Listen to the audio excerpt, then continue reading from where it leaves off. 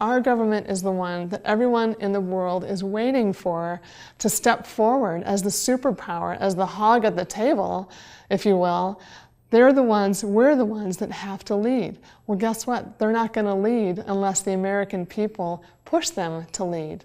It's not coming from above. It has to come from below. So for me, what I see as the essence of what needs to happen right now is that we have to mobilize people to reclaim democracy.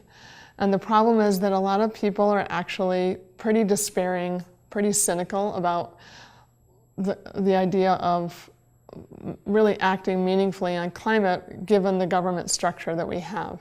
And this is where I try to basically do art therapy for people, whether it's through installations or not art but writing, is to say you have the most incredible power in this country. If you're not struggling with disease, if you're not struggling with poverty, and if you're living inside of the boundaries of the United States with all the rights that go with being a citizen and being in a democracy that is still a democracy, then you have an incredible opportunity to affect world events.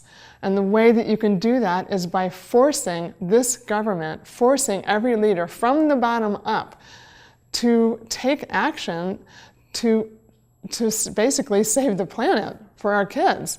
And you don't have to be anybody. I'm not a scientist, I'm not a trained artist, I didn't go to journalism school, but I'm out there as somebody in love with the planet and fiercely protecting my own kids who's using any means possible to raise the cry of there's a major threat here and there's an opportunity to do something about it, but the window is closing.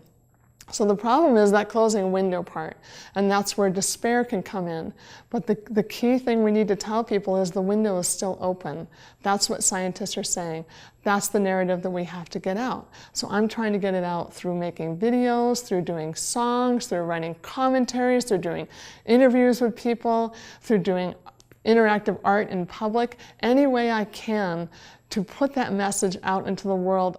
And so that's why I spend my time putting things on my front lawn, which doesn't seem very efficient because how can that ever compete with the propaganda of Fox News? And that's where people can feel like, well, it's just a little pebble, you know, in the great wide ocean. But what I found is that's actually not true. That little pebble, because it's so unexpected, is what's creating huge ripples. And I already mentioned that little pebble in my pipeline, that was, you know, up to 50 people were involved in this. It created a community that then bled outwards into other projects and other conversations. And it created a narrative that was broadcast throughout Oregon, and there were other effects. I think the main thing is for people to understand that they have power. And when people feel disempowered, the artwork engages them, particularly in this case if it's artwork that leaves them free. We're not approaching them at the mall, we're not knocking on their doors. The artwork that we've done is public and it can be ignored if you want to ignore it. And that freedom for people to engage on their own terms is part of the beauty of these projects.